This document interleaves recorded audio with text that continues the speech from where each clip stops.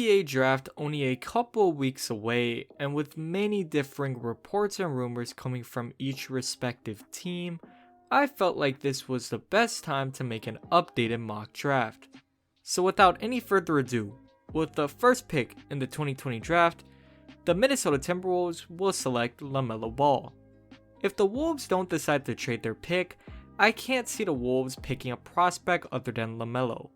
Anthony Edwards at this particular moment wouldn't be a good fit with the Wolves. They already have their two main options on the team and potentially their third piece in Malik Beasley.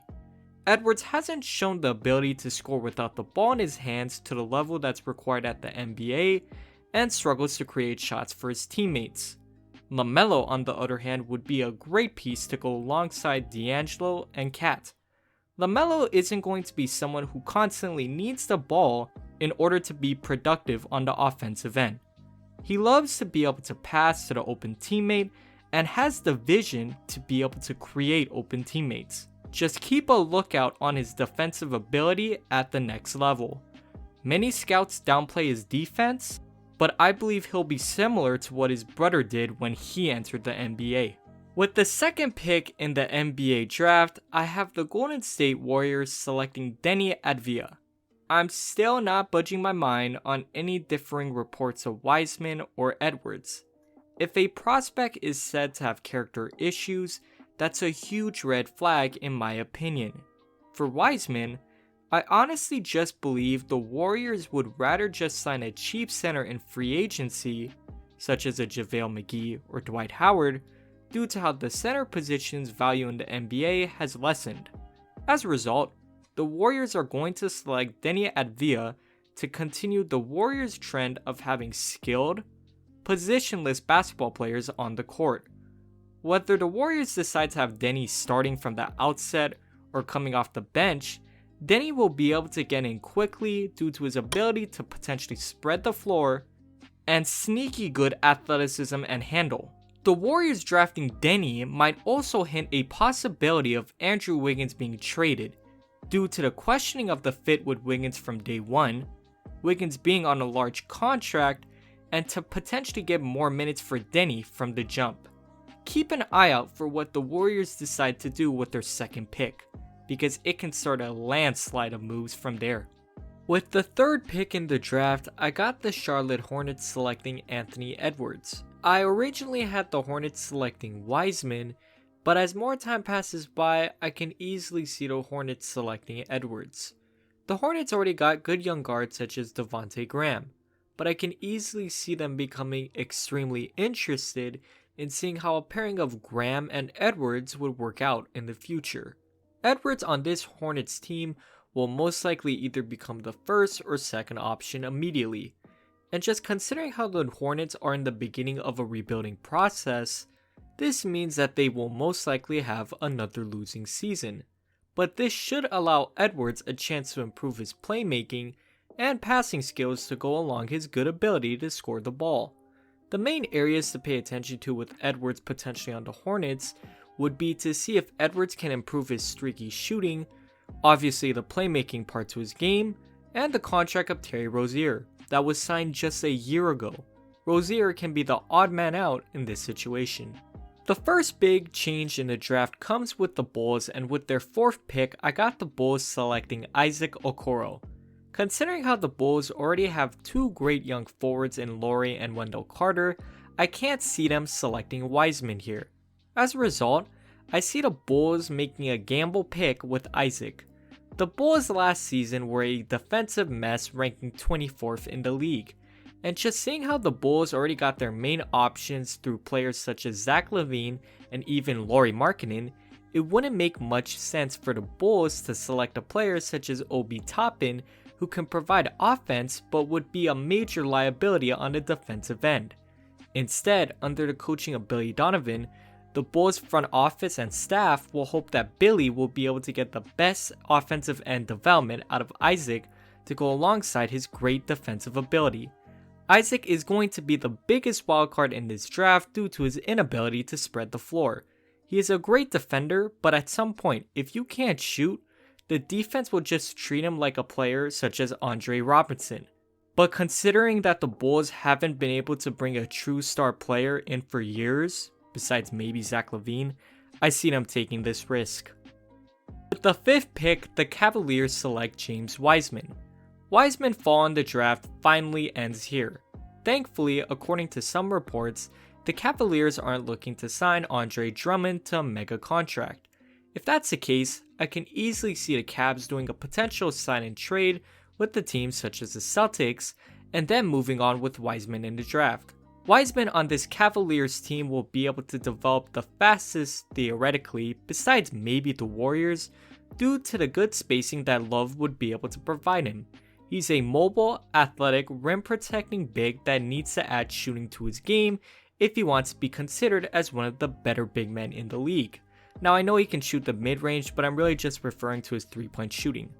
But just considering how the Cavs can replace Drummond with Wiseman in the draft, this be a good move for them. With the 6th pick, I got the Atlanta Hawks selecting Obi Toppin. I personally believe the Hawks are going to trade this pick, but if they don't, Obi might be their best fit. Okongwu was tempting, but I'm banking that Atlanta's defense will improve mightily from their 27th ranking once Clint Capella actually suits up and plays for the Hawks. As a result, selecting Obi Toppin to become the 3rd option alongside Trae Young and Collins might be their preferred route. Toppin won't be able to provide much upside due to his relatively old age, but he'd be able to bring unique versatility at the 3 or 4 position that would be most similar to what Danilo brought for the Thunder and what even Kyle Kuzma brought for the Lakers pre-LeBron era. Keep an eye out for what the Hawks decide to do with their draft pick. I see them trading it. With the 7th pick, I got the Pistons selecting Killian Hayes. Again, it's just about which point guard the Pistons select. Derrick Rose will be traded this offseason, I guarantee you. As a result, I have the Pistons banking on the flashy guard from Europe. Killian is going to be a really good guard in the NBA. He is excellent in the pick and roll action, he makes the right read nearly every time, and is extremely underrated in his passing and vision ability. Offensively, Killian really reminds me of a blend of Goran Dragic and D'Angelo Russell. He is just that smooth in my opinion.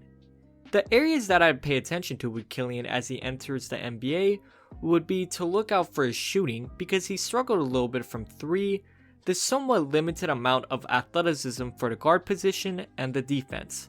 Despite the worries associated with Killian, I see this being a really good pick for the Pistons. With the 8th pick, I got the New York Knicks selecting Tyrese Haliburton. I originally had the Knicks selecting Devin Vassell, but after seeing this,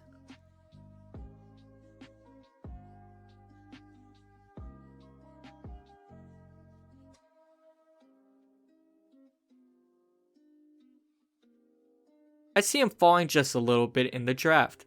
Tyrese for the Knicks will be providing them with excellent guard play. As the main man for the Cyclones this past season, he did a little bit of everything for them. He can score with the ball in his hands, he can help create teammates' shots, he rebounds the ball, and even played a bit of defense this past season by how he averaged around 2.5 steals per game. My only worry with Tyrese is honestly his shooting form. It looks extremely funky and odd, but if he can shoot anywhere near the 42% 3-point shooting percentage he had in college, the Knicks got an amazing steal right here. With the 9th pick in the NBA draft, I got the Wizards selecting Aaron Nesmith. With the Wizards, they are in a really special position because they should have all their star players ready to play this upcoming season. As a result, the Wizards are going to make a win now selection with Aaron Nesmith. Nesmith, I believe, is going to be extremely similar to what Buddy Hield is currently. As a result, the Wizards are going to make a win now selection with Aaron Nesmith. Nesmith, I believe, is going to be extremely similar to what Buddy Hield is currently. He won't be a superstar and he probably won't even be a star, but he's able to provide amazing shooting and scoring ability to become a 3rd piece on a playoff contending team. And this is exactly what Aaron would be on the Wizards, considering the likes of John Wall and Bradley Beal already being the main options. With the 10th pick, I got the Suns selecting Okongwu. If the Suns don't trade their pick, I see Okongwu being selected largely as a replacement to Dario Saric due to how Dario most likely won't be on the Suns this upcoming season. Okongwu is getting a lot of comparisons to Bam right now, but the Suns for the present moment will appreciate Okongwu's mobility, defensive ability, and interior rim protection that will go great alongside DeAndre Ayton.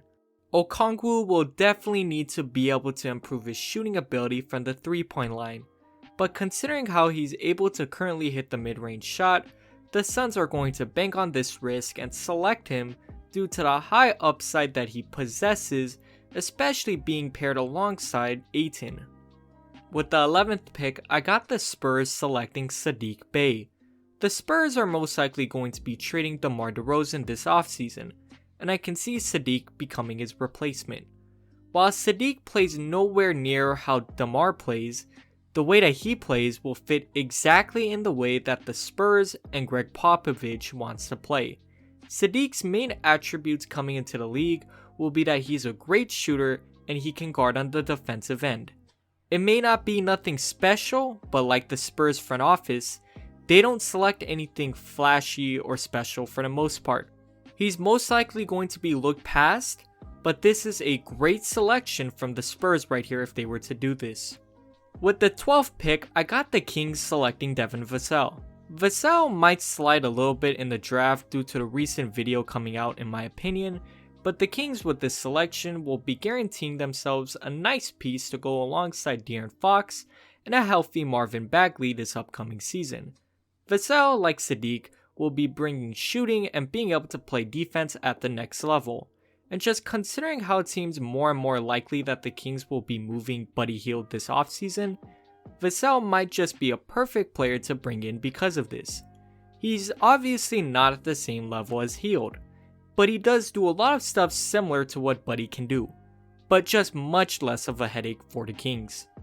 With the 13th pick, I got the Pelicans selecting Patrick Williams. The Pelicans already have a bunch of young guys in nearly every position, so I can see new head coach Stan Van Gundy making a win now move and selecting Patrick Williams. The Pelicans were expected to make the playoffs after having a really easy schedule in the bubble, but they really struggled on the defensive end. Patrick Williams would be a major help towards fixing this problem. If you're noticing the trend, Williams is another one of these 3/4s that are able to shoot the ball and play defense. He'd be a nice piece to go with this really young core who should be able to make the playoffs this upcoming season. With the 14th pick, I got the Celtics selecting Jalen Smith from Maryland. The Celtics had a major center position problem in the playoffs against Bam, and I can really see them trying to solve this in the draft through Jalen. Jalen is an athletic, mobile, rim protecting big that would be able to solve nearly all of the Celtics' defensive issues that they ran into throughout most of the season and in the playoffs. And just considering how Smith has also shown good hints at being able to shoot the 3-point shot, this would be a really nice selection for the Celtics if they decided to go this route. So these are the updated picks in my draft. Let me know what you guys think. Until next time, peace.